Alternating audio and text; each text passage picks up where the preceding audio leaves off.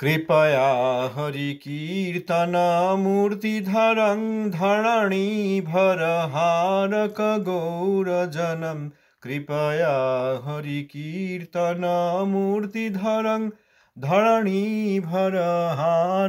गौरजनं जनकाधिकवत्सलस्निग्धपदं जनकाधिकवत्सलस्निग्धपदं प्रणमामि सदा प्रभुपादपदं प्रणमामि सदा प्रभुपादपदं प्रणमामि सदा प्रभुपादपदम्।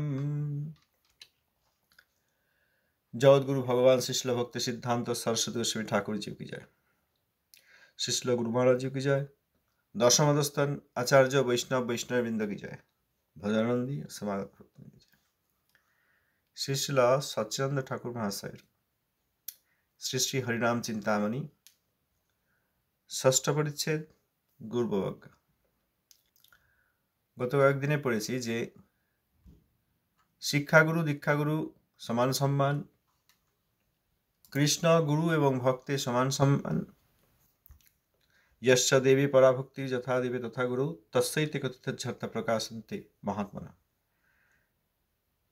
যার ভগবানে অবিচলা শ্রদ্ধা এবং গুরুতেও সেই পরিমাণ শ্রদ্ধা, তার নিকটই শাস্ত্রার্থ প্রকাশিত হন।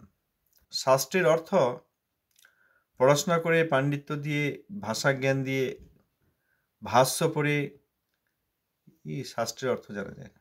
ভগবানে অগাধ শ্রদ্ধা এবং গুরুদেবও সমান পরিমাণ শ্রদ্ধা, সেই রকম ব্যক্তির নিকট শাস্ত্রের অর্থসমূহ আপনা আপনি প্রকাশিত হন। তো এইরকম কৃষ্ণ গুরু এবং ভক্তের সমান সম্মান, যদি কোনো কারণে অসৎসঙ্গে প্রভাবে গুরুদেবের যোগ্যতা নষ্ট হয়, যিনি আগেই মহাবৈষ্ণব ছিলেন, সদ্গুরু ছিলেন, কিন্তু নামাপরাধে হতজ্ঞান হয়ে এবং বৈষ্ণবের প্রতি বিদ্বেষ করে নাম রস পরিত্যাগ করেছেন এবং ক্রমে ক্রমে অর্থ কামিনী প্রতিষ্ঠা প্রভৃতির বশীভূত হয়েছেন, সেই রকম গুরু পরিত্যাগ করে শ্রীকৃষ্ণের কৃপায় সদ্গুরু লাভ করে পুনরায় শুদ্ধ নাম গ্রহণ করবেন। এই জন্য ঠাকুর মহাশয় বলেছেন, গুরু শিষ্য সম্বন্ধের পূর্বেই পরস্পরের পরীক্ষা প্রয়োজন, পরীক্ষা করা দরকার, যাতে এরকম পরিস্থিতি না হয়। অযোগ্য গুরুকে কেউ গুরুপদে বরণ করলেন, বা সদ্গুরু কিন্তু অযোগ্য শিষ্যকে দীক্ষা আদি দান করলেন, এরকম যাতে না হয় সেই জন্য গুরু এবং শিষ্য উভয়েই উভয়কে পরীক্ষা করবেন। শ্রী হরিভক্তি বিলাসে এই কথা আছে, ঠাকুর মহাশয় প্রবন্ধ থেকে জানা যায়। যখন তা না করা হয় তখন এইসব সমস্যার উদয় হয়। অযোগ্য শিষ্যকে গুরুদেব দণ্ড প্রদান করবেন, শাস্তি দেবেন, তাকে শোধন করবেন, যাতে সেই শিষ্য সেই দণ্ড গ্রহণ করে নিজের মঙ্গল লাভ করতে পারেন। গুরুদেবের দণ্ড যিনি স্বীকার করেন, শাস্তি যিনি স্বীকার করেন, তারই মঙ্গল হয়। প্রভুপাদের উপদেশে আছে, প্রভুপাদের সমাধি মন্দিরে কথা লেখা আছে, শ্রী গুরুদেব অমায়ায় আমার প্রতি যে ব্যবস্থা করেন তা নতশিরে গ্রহণ করাই হচ্ছে শিষ্যের কাজ। গুরুদেব অমায়ায় যে ব্যবস্থা করছেন, শিষ্য সেইটা মাথা পেতে গ্রহণ করবেন। অতএব যদি অযোগ্যতা থাকে শিষ্যের, তখন গুরুদেব তাকে দণ্ডবিধান করবেন। অযোগ্য শিষ্য তাকে গুরুদেব পরিত্যাগ করতে পারেন। আবার অযোগ্য গুরু হলে তাকে ভজনা করে শিষ্যেরও ভবিষ্যৎ পণ্ড হয়, ভজন সম্ভব হয় না। যতদিন দুইজনের যোগ্যতা থাকে ততদিনই তাদের মধ্যে সম্বন্ধ থাকে এবং সেই সম্বন্ধ কখনো ত্যায্য নয়। অর্থাৎ যদি সদ্গুরু হন এবং সৎ শিষ্য হন, উভয়েই উভয়কে পরিত্যাগ করবেন না, এটা নিত্য সম্বন্ধ। যোগ্যতা থাকলে ততদিন সেই সম্বন্ধ ত্যাগ করা উচিত নয়। ঠাকুর মশাই ব্যাখ্যা করে বলেছেন, গুরু শিষ্যের নিত্য সম্বন্ধ, পরস্পর যোগ্যতা যতদিন থাকিবে ততদিন সে সম্বন্ধ ভঙ্গ হইবে না। গুরু দুষ্ট হইলে শিষ্য অগত্যা সম্বন্ধ ত্যাগ করিবে, শিষ্য দুষ্ট হইলে গুরুও সে সম্বন্ধ ত্যাগ করিবেন, না করিলে উভয়ের পতন সম্ভব। এরূপ সম্বন্ধ ত্যাগের প্রমাণাদি প্রমাণমালায় দেখুন। আমরা এই পর্যন্ত গতকাল করেছি। আজকের বিষয়, শুদ্ধ গুরু পরীক্ষা করিয়া বরণ করিবে। সদ্গুরুর প্রতি যেই অবজ্ঞা আচরে, সে পাপিষ্ঠ অপরাধী সর্বত্র সংসারে।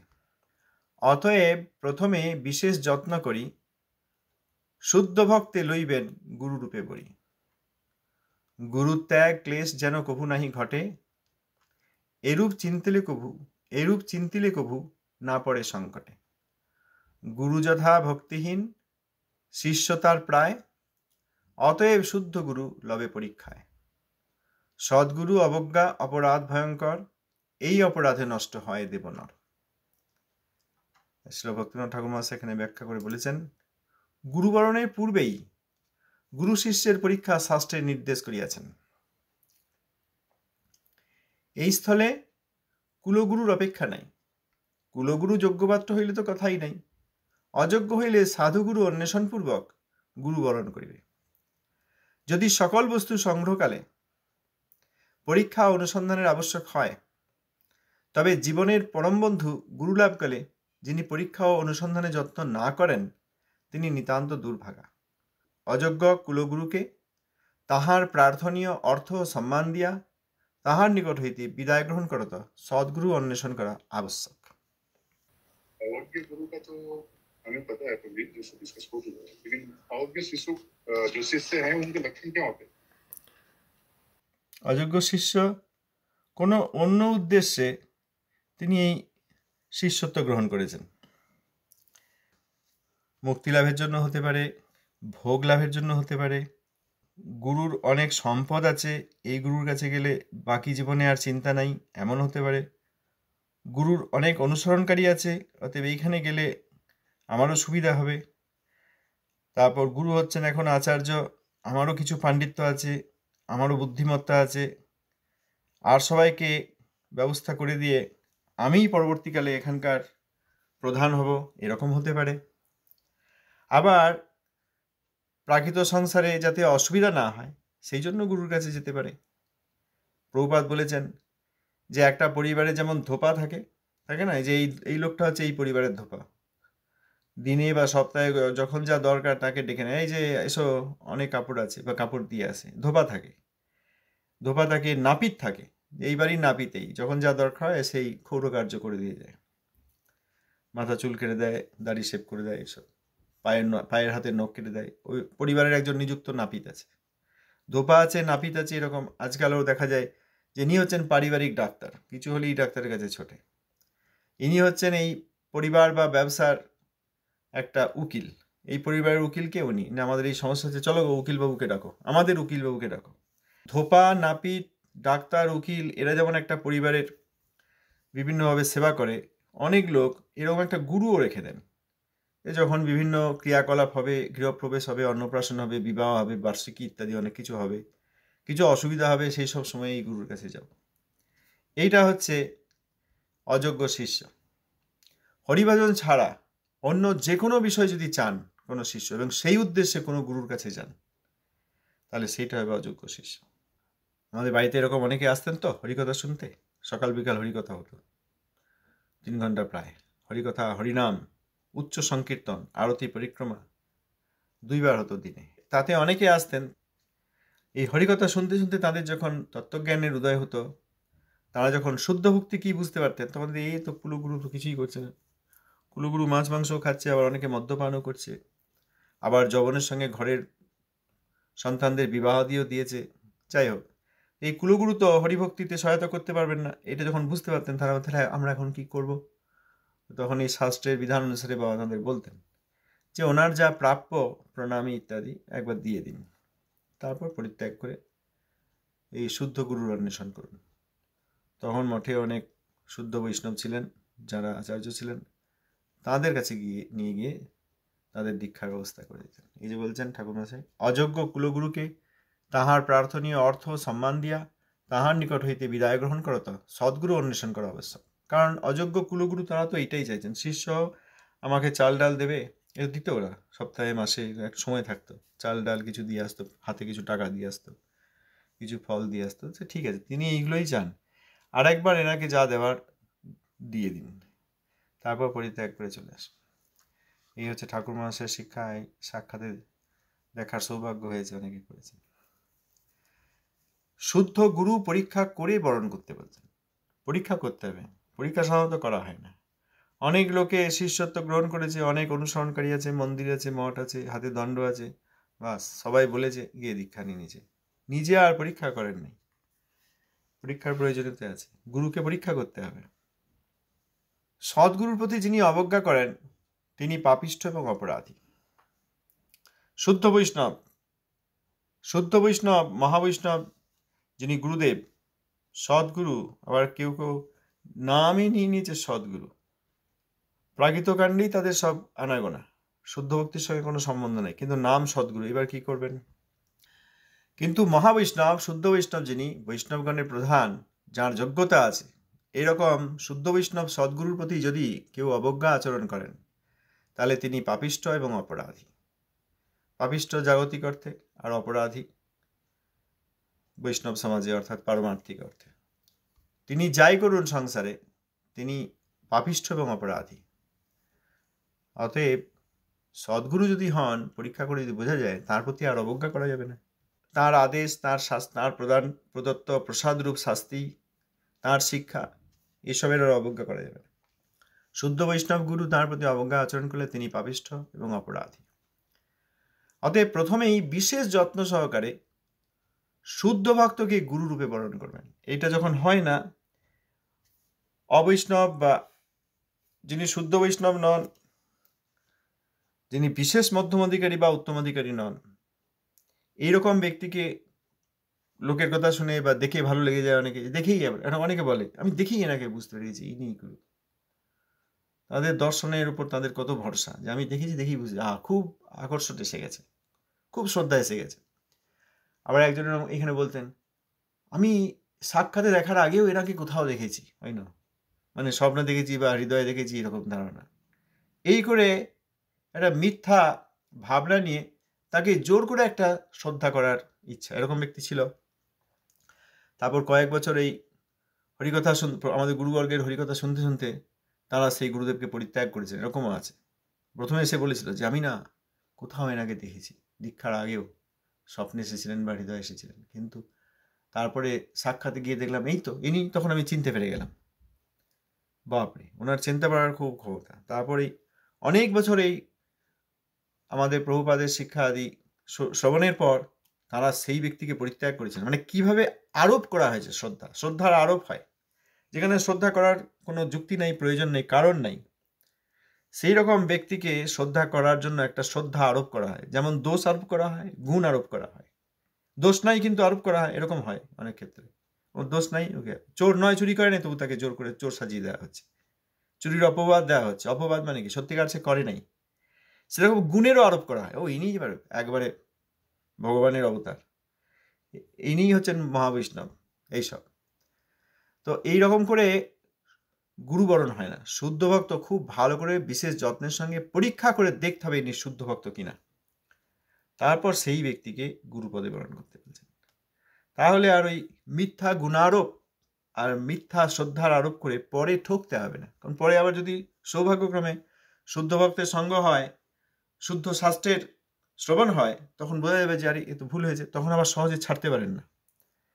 প্রাকৃত মোহে, প্রাকৃত ধারণায়, প্রাকৃত সম্পর্ক অনেকদিন আছে, এই চিন্তা করে তারা আর ছাড়তে পারেন না। অতএব প্রথমেই ঠাকুর মহাশয় বলছেন, প্রথমেই বিশেষ যত্নের সঙ্গে পরীক্ষা করে নিয়ে শুদ্ধ ভক্তকে গুরুরূপে বরণ করবেন। গুরু ত্যাগ ক্লেশ যেন কখনো না হয়। একটা প্রশ্ন ছিল। জি প্রভু, ধন্যবাদ, প্রণাম, বলুন। বলছিলাম যে মনে করেন গুরু গ্রহণ করেছি কিন্তু চিনিনি, আমি বৈষ্ণব কিনা উনি সেটা তো আমি বলতে পারবো না। মনে করেন উনি বৈষ্ণব মানে শুদ্ধ গুরু না, তাহলে আমাদের গতিটা কি হবে তারপরে সেই জীবের? এই যে ঠাকুর মহাশয় বললেন যে যদি অযোগ্য গুরুকে কোনো শিষ্য গুরুরূপে গ্রহণ করে তাহলে তার জীবন পণ্ড হয়, অর্থাৎ শুদ্ধ ভক্তিতে তার অগ্রগতি হয় না।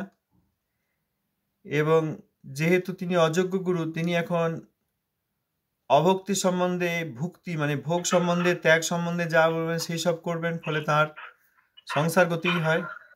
সংসার থেকে উদ্ধার লাভ হয় না, বরং সংসার গতি হয়। কারণ তিনি তো গুরু সেজেছেন, তিনি ঠকিয়ে দিচ্ছেন।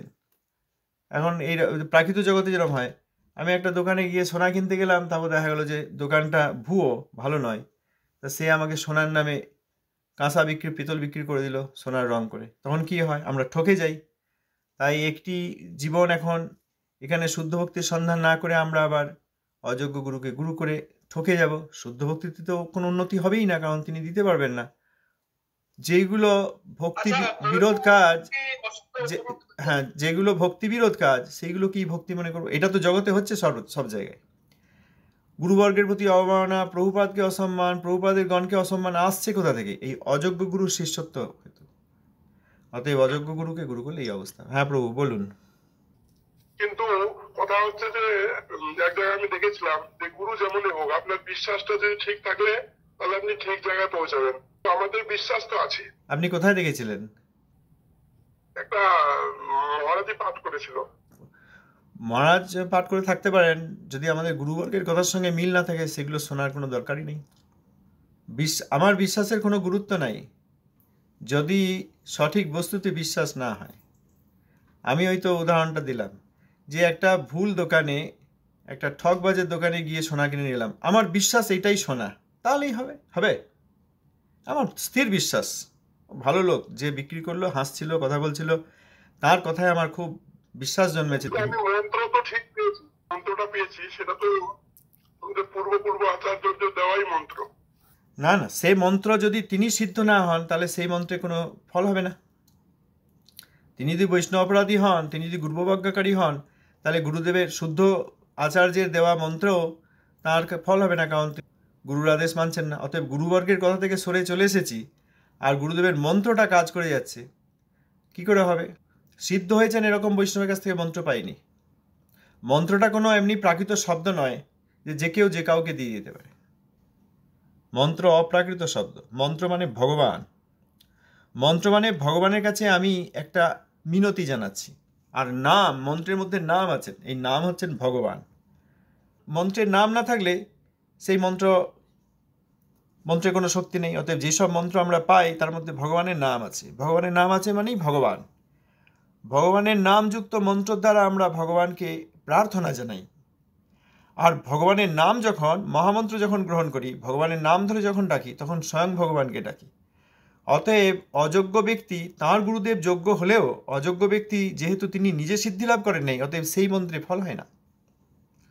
অতএব কোন মহারাজের কাছে দীক্ষা নেওয়া হয়েছে বা কোন মহারাজ বলেছিলেন, এইটাই তো হচ্ছে প্রভু।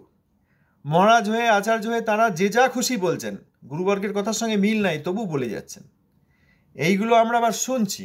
এই রকম অবৈষ্ণব এবং গুরু পরম্পরা থেকে বিচ্ছিন্ন ব্যক্তির কাছ থেকে শুনে আমাদের আবার সর্বনাশ হচ্ছে। আমার বিশ্বাসে কিছু যায় আসে না।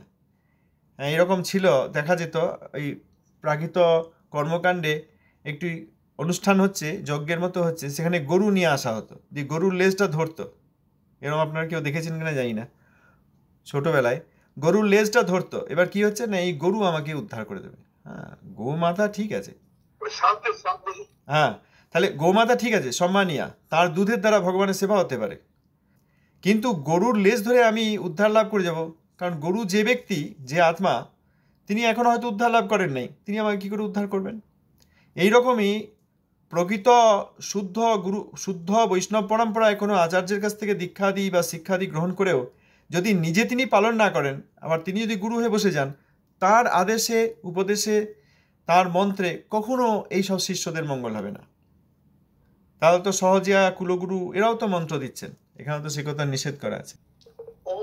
মনে করেন গুরুদেব মানে একজন আছে, মনে করেন যে গুরুদেব কারো সাধু, কিন্তু তার আশেপাশে মানে সাধু বেশে অসাধু আছে, সেটার কি পরিণতি? সেই শুদ্ধ সাধুর আশেপাশে অসাধু থাকবেন না, কারণ শুদ্ধ সাধু তাদের পরিচয় জানতে পারেন, তার দিব্য দৃষ্টি আছে। তিনি তাদেরকে হয় দণ্ড দিয়ে শোধন করে নেবেন, আর নয় পরিত্যাগ করবেন। দিব্য দৃষ্টি আছে, দিব্য জ্ঞান আছে, সেই জন্যই তো তার কাছে এসেছি। আর যদি তার দিব্য দৃষ্টি দেখে, দিব্য জ্ঞানের দ্বারা দেখে তিনি সেই সব আত্মাকে চিনতে না পারেন, তাহলে তার দিব্য দৃষ্টি নাই। অতএব শুদ্ধ বৈষ্ণবের চারিপাশে অসাধু লোক থাকতেই পারে না। আপনি চিন্তা করে দেখুন না, নারদ গোস্বামী শুদ্ধ বৈষ্ণব, তার চারিদিকে সব কি উল্টোপাল্টা লোক সব থাকবে? প্রভুপাদ, তিনি গৌড়ীয়গণের আচার্য কুলচূড়ামণি, তার চারিদিকে কখনো অশুদ্ধ লোক, তারপরে সহজিয়া লোক, এসব থাকবে না। প্রভুপাদের চারিদিকে যারা আছেন, প্রভুপাদ কৃপাপূর্বক তাদেরকে যোগ্যতা দান করেছেন।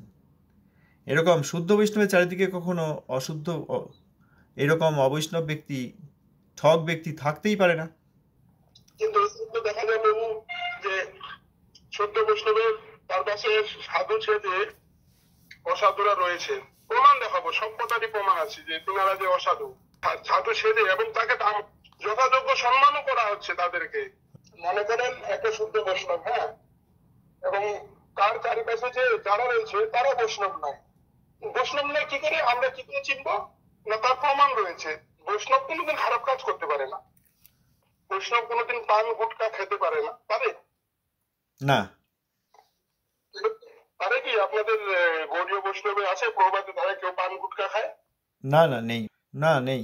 তাহলে উনার শুদ্ধ বৈষ্ণব উনি, কিন্তু উনার পাশে যে কয়জন রয়েছে তারা শুদ্ধ বৈষ্ণব না। তারা এমন হয়তো কোনো সঙ্গে লিপ্ত কি কোনো কাজে লিপ্ত।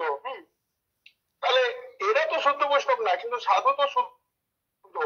কিন্তু এক্ষেত্রে কি বিচার করতে পারেন? তো সম্মান দিতে হচ্ছে, তাদেরকে সম্মান দান যথেষ্ট করতে হচ্ছে, নাহলে বৈষ্ণব হিসেবে তারা তো বড়, তাই না? আমি এই এখন কি হচ্ছে তখন কি হয়েছে এইসব দেখি না। প্রভুপাদের সময় 1929 সাল, প্রভুপাদ সেখানে তার পার্শ্বদগণ রয়েছেন এই দর্শনকারী। সেখানে কেউ পান গুটকা খেয়ে প্রভুপাদের চারদিকে ঘোরাঘুরি করতেন না। অতএব বর্তমান কালে যদি কেউ দেখেন যে হ্যাঁ আপনার মনে হচ্ছে ইনি শুদ্ধ সাধু আর এনার চারিদিকে পান গুটখা খেয়ে বেড়াচ্ছে, তাহলে সেই শুদ্ধ সাধু কতটা শুদ্ধ সাধু আপনাকে বিচার করতে হবে। আমি দেখিনি বলতে পারবো না। শুদ্ধ সাধু চারিদিকে পান গুটখা খেয়ে বেড়াচ্ছে, দুশ্চরিত্র হয়ে ঘুরে বেড়াচ্ছে, আর শুদ্ধ সাধু কিছুই বলছেন না, তাহলে তিনি শুদ্ধ সাধুই নন। আপনি তাকে শুদ্ধ সাধু বলছেন কি করে? হয়তো কোনো পরিস্থিতির চাপে তিনি রয়েছে। বৈষ্ণব কখনো কোনো কিছু চাপে থাকেন না, কিন্তু তিনি ভগবানের চরণে থাকেন। ভগবানের চরণ সব চাপের থেকে উপরে। গৌর নিত্যানন্দের চরণে যে শুদ্ধ চাপ আছে না, সেই চাপ আর সবাইকে সরিয়ে দিতে পারে।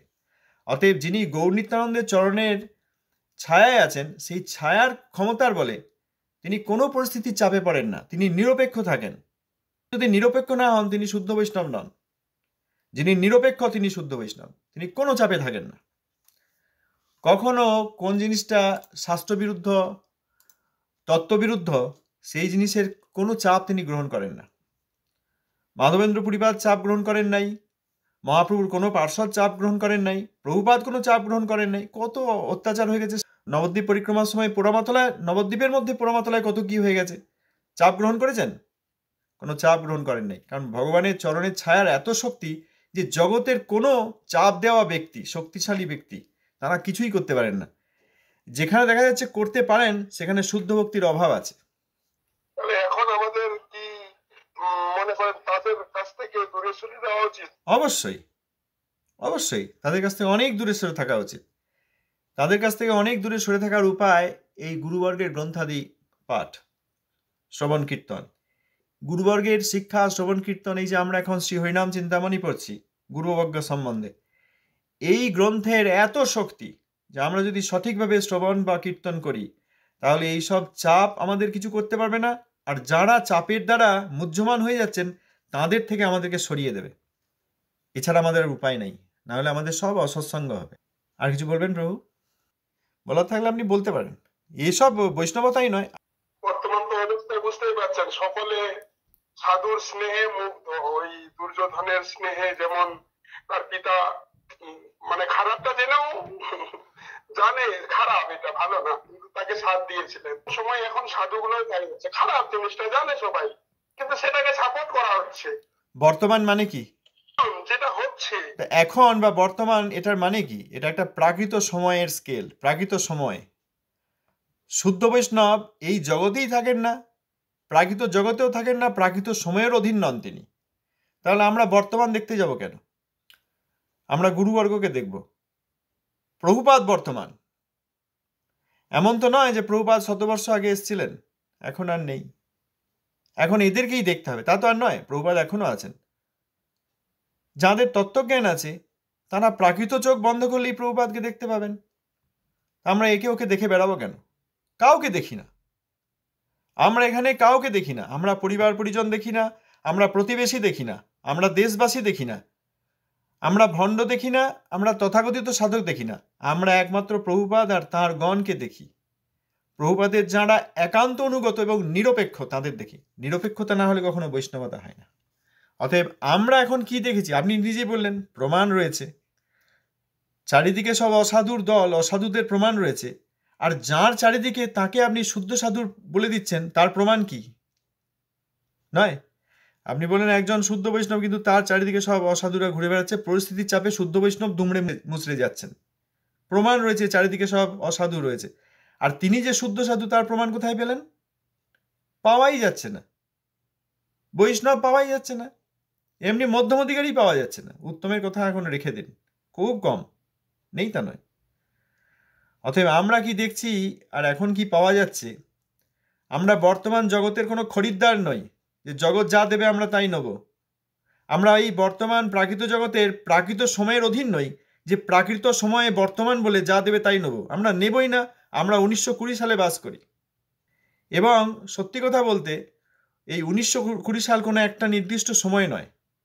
1920-30 সালে প্রভুপাদ, সপার্ষদ প্রভুপাদ যেরকম সপার্ষদ প্রভুপাদ যেরকম প্রকট হয়েছিলেন পার্ষদগণের সঙ্গে, এখনো আছেন। আমরা শ্রী চৈতন্য মঠে গেলেই দেখতে পাই।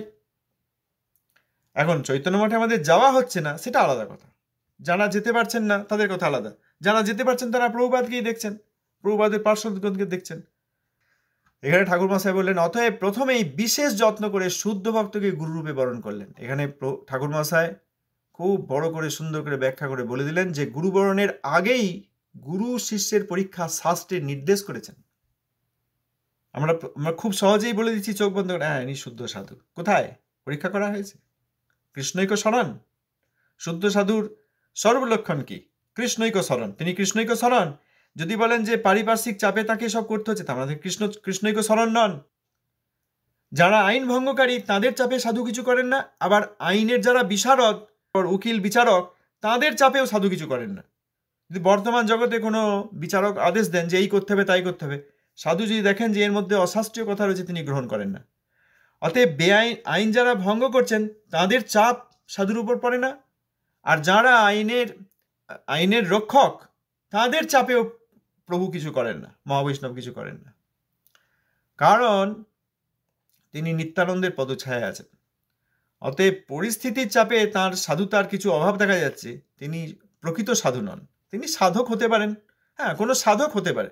কোনো সাধক পরিস্থিতির চাপে কিছু বলতে পারলেন না, পরিস্থিতির চাপে তাকে থাকতে হচ্ছে, খুব ভালো পরিস্থিতি নয় সেটা, তার সাধনার মধ্যে গলতি রয়েছে, কিন্তু তিনি সাধনা করছেন। যদি শুদ্ধভাবে সাধনা করেন মহাবৈষ্ণবের আনুগত্যে, তাহলে তিনি একদিন এই নিরপেক্ষ হতে পারবেন। নিরপেক্ষ না হলে তিনি বৈষ্ণব নন। এখানে ঠাকুর মশাই খুব সুন্দর করে বলে দিচ্ছেন, গুরুবরণের পূর্বেই গুরু শিষ্যের পরীক্ষা শাস্ত্রে নির্দেশ করেছেন। এখানে কুলুগুরুর অপেক্ষা নাই। যদি যোগ্যতা থাকে তাহলে ঠিক আছে, যদি অযোগ্য হয় তাহলে সাধুগুরু অন্বেষণপূর্বক গুরুবরণ করবে। অন্যান্য জিনিস কিনতে গিয়ে আমরা খুব সাবধানে যেন ঠকে না যাই। আলু কিনতে গেলেও আমরা দেখি আলুর ভেতরে পচা আছে কিনা, আলুর গায়ে রং লাগানো আছে কিনা। মাটির মতো রং লাগিয়ে দেয় দেখবেন আলুতে, দেখে মনে বাবরে একদম মাটি থেকে তুলে নিয়ে এসছে গতকাল। মোটেই তা নয়, ওগুলো রং, ওগুলো মাটিই নয়, যেন ভাবে লাল মাটি লাগানো আছে। দেখেছেন, বাজার করতাম গ্রামে হাটে, সেখানে সব দেখা যেত রং লাগানো আলু। দেখে আমরা নিয়ে আসতে পারি বাবরে রাঙামাটিতে আলু হয়েছে, গতকাল তুলে নিয়ে এসছে, কিন্তু ওগুলো যে রং, সে যে ভালো ব্যাপারী বা যে চাষ করে সে বুঝতে পারবে।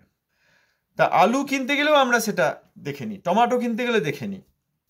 কোন স্কুলে পড়বো আমরা ভালো করে বাজিয়ে দেখে নিই, সেখানে ভালো শিক্ষক আছেন কিনা, ভালো স্কুল কিনা। কি চাকরি করব বা কি কাজ করব, কি ব্যবসা করব, খুব ভালো করে চিন্তা করি। এখানে কাপড়ের ব্যবসা হবে না, এখানে সোনার ব্যবসা হবে না, এখানে ফলের ব্যবসা হবে।